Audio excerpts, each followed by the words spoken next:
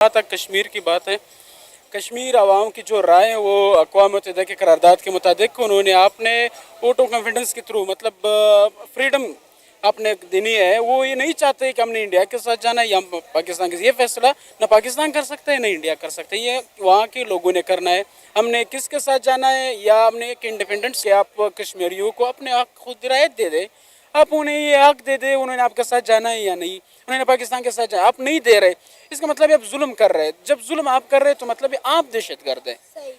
आपकी दहशतगर्दी से न कश्मीरी बच रहे हैं। देखिए हमारी गवर्नमेंट इतना कुछ लेने के लिए मांगने के लिए बाहर चली जाती है अपना, तो पब्लिक को क्या पब्लिक अब कभी सैलाब आ जाता है तो हम लोगों के पास चले जाते हैं, कभी जलजिला आ जाता है, कोई का ऊपर से कोई आफत, कुदरती आफत आ भी जाए तो हमारी निगाहें कहीं और होती हैं। हम अपने आप को कब स्टेबल कर पाएंगे? प्लीज मैं इस बात में मुझे बड़ा ठीक है, ये चीजें मैं सोच भीख मांग रहे हैं या पाकिस्तान से जाके सऊदी अरेबिया में, ईरान में, यूरोप में, दुनिया के किसी भी कंट्री में जाके भीख मांग रहे हैं। $42 बिलियन से प्लस की इंडस्ट्री बन चुकी है।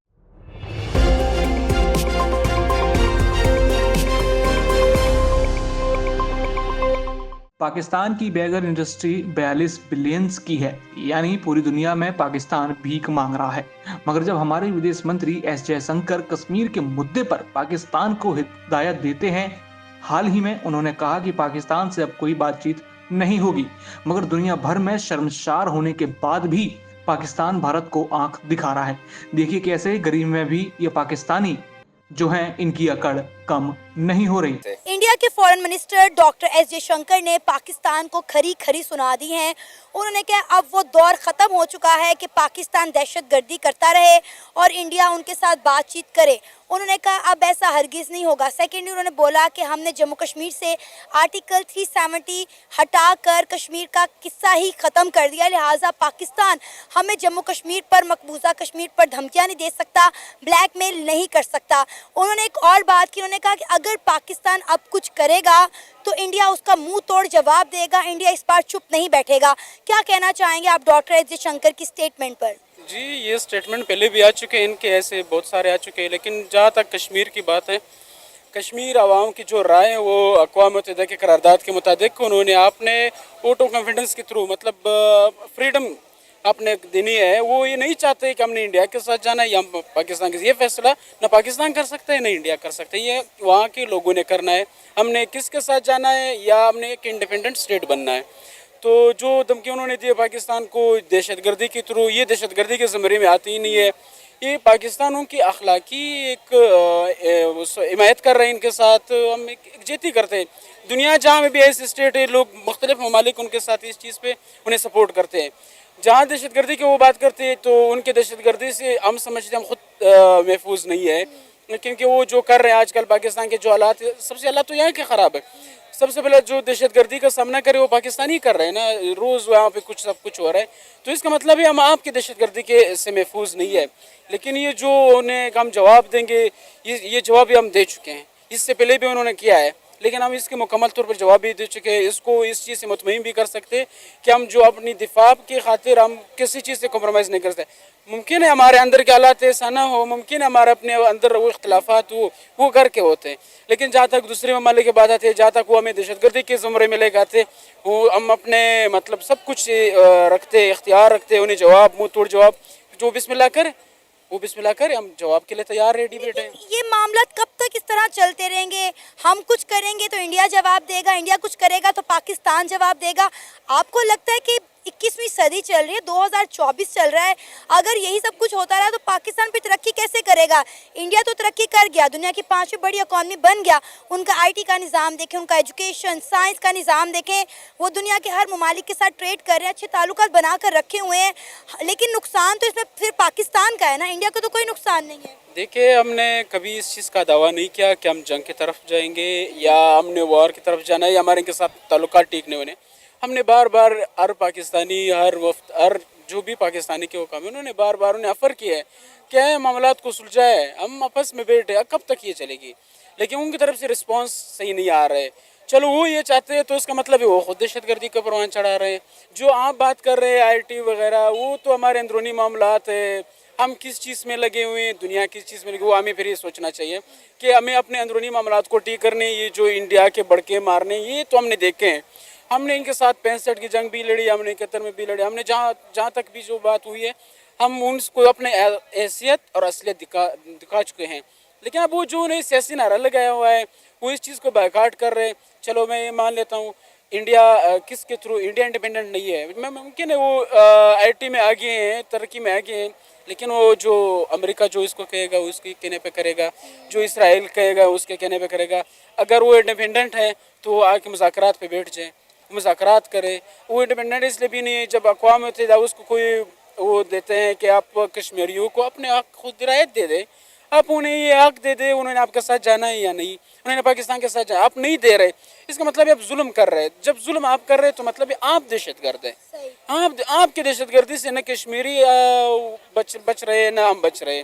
तो जो तरक्की कर रहे हैं वो तो आप अपनी तरक्की है, उससे तो हम कुछ भी नहीं कर सकते। इकोनॉमी स्ट्रांग है, अपनी इकोनॉमी है, कोई मसले। लेकिन जो धमकियाँ हमें दे रहे हैं वो गलत है, वो बिल्कुल गलत चीज़ में दे रहे हैं। वो अपने एक रोप चढ़ाना चाहते हैं लेकिन नहीं आ सकते पाकिस्तानी इस रोप की खबर है कि पाकिस्तान में जिधर हर बिजनेस दिन ब दिन नीचे आता नजर आ रहा है, हर इंडस्ट्री दिन ब दिन नीचे नजर आती आ रही है, वहां पे एक इंडस्ट्री पाकिस्तान की ऐसी है जो पूरी दुनिया में दिन ब दिन ग्रो हो रही है, और वो इंडस्ट्री है बैगिंग इंडस्ट्री।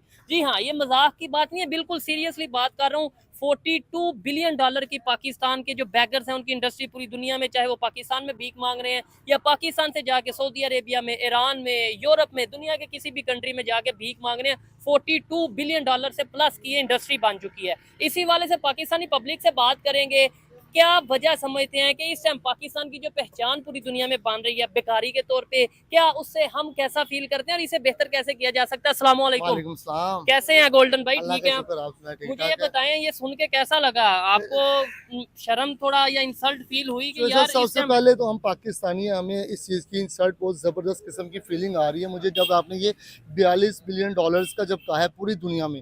ये एक बहुत बड़ा बिजनेस है और डूब मंडे का मुकाम भी हम सब के लिए बैगिंग है। मैंने रिसेंटली मैं दुबई का विजिट था मेरा 2 साल पहले, तो मैंने वहाँ पे देखा है कि लोगों ने खुद अपने हाथ कटवा के उसको प्रॉपर, मैंने देखा है कि यहाँ से कटिंग की हुई है, उसको भीख मांग रहे हैं। और दूसरी मसाजिद, अपनी अपनी मसाजिद उनकी फिक्स हैं, वहाँ पे खड़े और पाकिस्तानी, मैंने उनका इंट्रो थोड़ा किया तो वो पाकिस्तान का, ये एक बंदे के लिए नहीं है। अगर वो एक बंदा इस तरह की कैटेगरी में शामिल है तो हम सब ही इसमें शामिल है। ये पूरी दुनिया का सर्वे है $42 बिलियन का। अच्छा, इसके बाद आप थोड़ा सा आगे चलें। देखिए, इनके हमारे पास यहाँ पे इस मुल्क में इस टाइम जो बेरोजगारी का जो आलम है ना, मैं कुछ इस तरह के इस लेवल के लोगों को जानता हूँ जो बेचारे 25-30 हज़ार की जॉब करने वाले लोग हैं और घर नहीं चल पा रहे उनके, और वो अब कह रहे हैं कि हम इस तरफ चले जाते हैं जहाँ से 60-70 हज़ार रुपए कमाए जाते हैं। चलो, घर का तो सिस्टम चलेगा, लेकिन ये एक शरई लिहाज से और एक लिहाज से ये गलत है। पाकिस्तान की बदनामी वाली बात है। और ये वाकई में जो एक आम पाकिस्तान में लेबर चल रही है, जो यानी कह लें कि सेल्समैन है, उसकी ऑलमोस्ट सैलरी 30,000, 35,000, 40,000 के राउंड अबाउट है। लेकिन ये पाकिस्तान के अंदर जो बैगर्स हैं वो लाख के करीब कमा रहे हैं। जी बिल्कुल, मैं कुछ इस तरह के लोगों को भी जानता हूँ जो इशारों पे करे होते हैं और एक दूसरे से उनकी लड़ाई हो जाती है। भाईजान, कोई नया बंदा आ जाए ना वहाँ पे, अच्छा ये एक सिस्टम नहीं है, इनके पीछे पूरा एक गैंग है, इनके सरगना है, इनको बिल्कुल इनकी वॉच कर रहे होते हैं वो सारा दिन।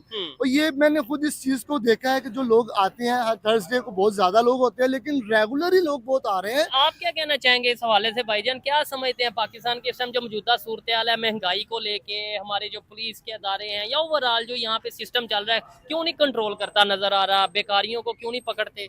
अस्सलाम वालेकुम। वालेकुम अस्सलाम। भाई जो कह रहे हैं बिल्कुल ठीक कह रहे हैं। अच्छा, अब उसमें कोई गुंजाइश नहीं कहने की।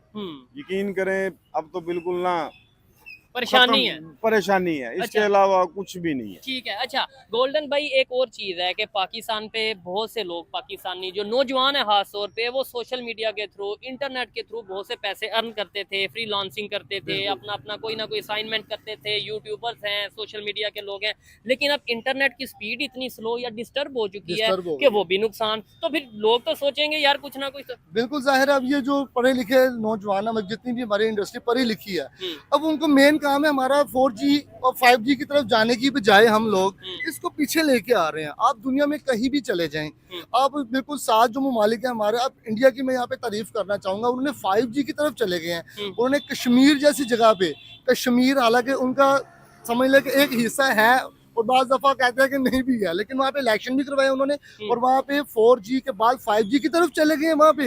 लेकिन हम इतना बड़ा मुल्क लेके बैठे और हमारे अपने नौजवान जो पढ़े लिखे हैं उनको हमने डिस्टर्ब कर दिया है। ठीक जो स्किल्स वाले लोग हैं उनको भी हमने डिस्टर्ब कर दिया, महंगाई की वजह से, बिल की वजह से।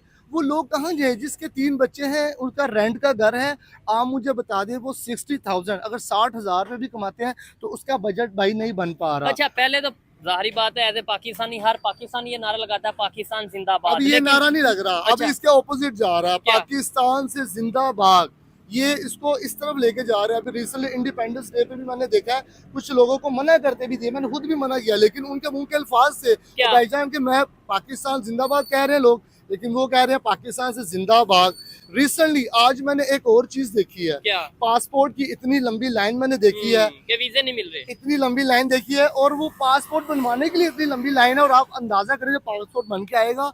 और दुबई जैसे मुल्क में पाकिस्तान की तो वैसी एंट्री 3, 4, 5, 6 महीने से बंद करके रख दी है, क्योंकि वहाँ पे जाके, ठीक है। लेकिन वहाँ पे आप देखिए वहाँ पे जो स्किल्स वाले बंदे हैं जिनका राइट भी था वहाँ पे जाके काम करने का, उनको भी डिस्टर्ब कर दिया उन्होंने, वो भी अपने बच्चों की तरफ परेशान है। यहाँ से हम पाकिस्तान से बाहर नहीं जा सकते, उधर से हमारे वीजास बंद हो रहे हैं, हम फंस गए हैं सेंटर में। सेंटर में यानी जो- पाकिस्तान में रहना मुश्किल है, बाहर वाले हमें बुला नहीं रहे। अब हम किधर जाएंगे? ये गवर्नमेंट ऑफ पाकिस्तान और जितने भी, अच्छा नेट की तरफ हम चले जाते हैं दोबारा। नेट जो है ना वो बिल्कुल जीरो की तरफ लेके जा रहे हैं, अभी खत्म नहीं किया।